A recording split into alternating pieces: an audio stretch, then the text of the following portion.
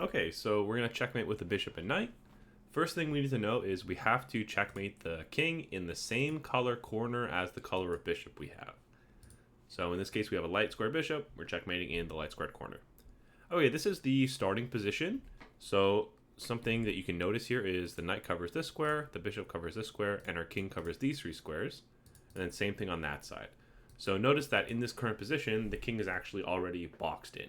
So we can, in these patterns that we're going to learn, we can return to the starting position and then repeat the pattern.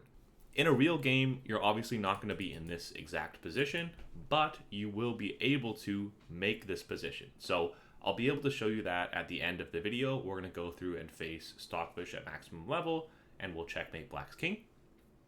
So let's get started. So once you get into this position, we're going to make the first move, which is bishop h7. Notice that black only has one legal move, so it can only move towards this corner we want it to move towards. Okay, now we're going to start moving the knight and king. So the only moves that the knight and king are going to make are the following. So the knight will move in this W shape, and then the king will move in this pattern, this 5-move pattern. And we'll have to decide the order based on what black's king will do. So let's go through this first example. We're going to move our knight first, so this will always start the same way. Black is going to try to escape out through the middle here. So in another variation, in our second pattern, we'll go through what happens when black's king does the other move. But let's say black's king is trying to escape out through the middle. Okay, well, let's keep going with our pattern. So our knight was going to go like this, and our king is going to move like this. And it looks like black's king is about to escape. But we're going to go ahead and make our next knight move. This one is maybe counterintuitive because it feels like you're letting black's king escape. It's almost about to escape through this hole. But now we can use our bishop to cover this last square. So notice our king is covering these two, our knight is covering these two, and then our bishop is covering this last one. So black only has these two moves, only has these two options. Let's say, for example, that black decides to go king b7, and we'll go through the other move later. Notice black's king has no escape. So our bishop is covering this square, our knight's covering this square, and we can move our king in to cover these two squares, and so black has no escape. Once again, we'll go through what happens if he goes there later. Let's say, for example, he tries to stay in this corner. We can keep moving in with our king. So remember, we're just moving our king along this line, and we'll be moving our knight with these last two knight moves in a second here. Black has to move to the corner. It's the only move it has available, and now we can finish off our knight maneuver here. Let's see. If I were to play king b6 right now, do you see why that would be a mistake? So that's right. It would be stalemate. So our knight would cover this square, and our king would cover these two squares. So we really don't want to play king b6 right now. In fact, it will be stalemate. We will blunder a draw. So we can move our knight. Black's king, let's say it goes back to a7, for example. This is where we can make a waiting move. So in this particular case, we want to checkmate in this corner. If we just make a waiting move, it's going to be forced to go back. So my waiting move needs to keep this a6 square covered, so let's just say I move here, for example. Now black has to go back to one of these two squares. Let's say it goes to b8, trying to get out this way somehow. So if I move my king over, for example, it can try to escape out this way. So now we can make our last knight move. Our knight's covering this square. If the king tries to get out this way, we can move our bishop to cut it off. And if the king tries to get out this way, we can make another waiting move. So just as an example, we can go here. It's going to be forced back to one of these two squares, and then we can play king b6. And this is the last tricky moment here, is the king is about to escape, except once again, we have our bishop, which can cover this square. Okay, now the king is forced to go into this corner, and we can start this last checkmating pattern. So once we get into this position, it's over for black. Notice that our king is cutting off these three squares, and our bishop cuts off that square. So we have to now start the final checkmating pattern. The way I like to do this, and there's a couple different ways, but I'll just talk about this one in this video, is to get our knight over to a6, which will cut off this square, and then we'll play the final checkmate with our bishop, which will cover this diagonal, and that would be checkmate. Okay, so let's get started. I'll play knight c6, for example. Sorry, knight c5. Black has to go here. Now, if I play knight a6 right now, once again, we have to watch out for stalemate.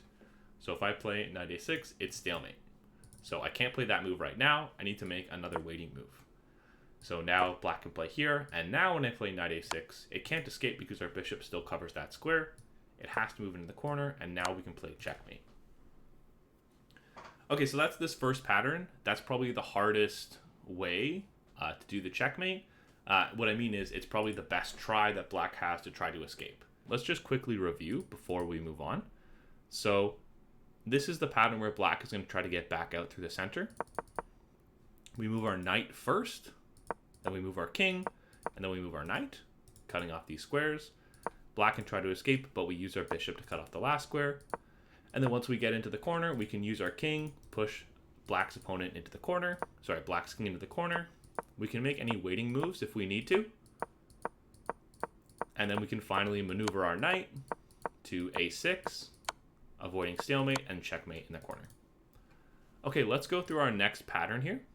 Okay, so this is going to be the same starting position. So it will start the same way, but black is going to make some different moves. See if you can remember. This is a good chance to test what you can remember. What is the first move for white? So that's right, it's bishop h7. Black can only make one move. Do we start with the knight or the king? That's right, we move the knight first. Okay, black is going to try to go back this time. So last time we tried to escape this way. This time, let's see what happens if black goes this way. See if you can come up with the move for white that forces black's king towards this corner. So congratulations if you found knight d7.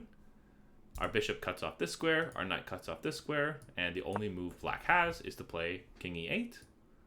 We can move our king over, making our next move. Once again, the king only has one option, so it has to keep going. And we can keep moving our king over. Now, if black tries to go back, we have this check with our bishop. So our bishop cuts off those squares, and our knight cuts off that square. And then, of course, the king cuts off that square, forcing the king towards the corner again. Okay, so after this check, notice we are back in the starting position. So maybe it looks a little bit different, but remember in the starting position we had these pieces were like this, but the bishop was on this square. Well, remember we played this move to cut off this square. We're actually in that same starting position. So as long as we make a move that cuts off this square, the black's king is going to be forced to c8, and we have the same exact pattern that we started with. So let's, for example, play bishop f7. Notice the black only has one move, and now we can repeat that exact same pattern. So we can start with the knight. The king is going to try to go back. We can play our knight check. King moves over. We block with our king. King has to move over. It's the only option. And we can make our last king move. If the king tries to go backwards, we once again have this same check. Okay, and so now it's in the corner, and we can, and we can finally start our last checkmating pattern. So we want to get our knight to a6, and we want to play a checkmate on this diagonal. So let's go for it. The king only has one move. Should we play knight a6 right now, or should we make a waiting move? See if you can remember. That's right, if we play knight a6 right now, it would be stalemate. So we have to play a random waiting move as long as the square is covered. Black can go back here. We can play check. King goes into the corner, and finally checkmate.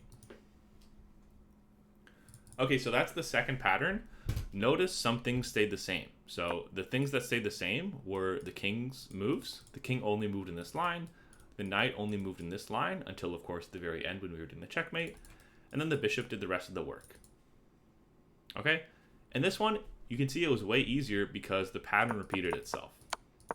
So once we got to this position, we could play check here, and now we had that same repeating pattern. We were able to make this waiting move, forcing the king over. Okay, so that was patterns 1 and 2. Now we have pattern number 3. I'm calling this pattern number 3, but really it's the same as pattern 1, but black can make some different tries to escape. So let's go through this. So we can play bishop h7. We're starting the exact same way as the first pattern here. So black's trying to escape the same way, except black is going to make some different moves here. So we went through what happens if they play king c6 last time. What happens if they play king b7? We can make this bishop move to cut off the a6 square, so we can't escape here anymore, and our knight cuts off this square. So if they go back here, notice this is the same position that we had in the first pattern, but it's white's move.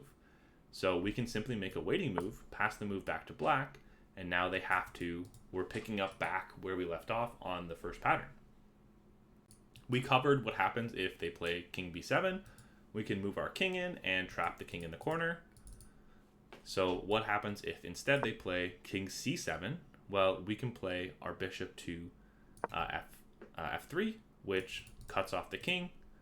They have to go now back to the back row.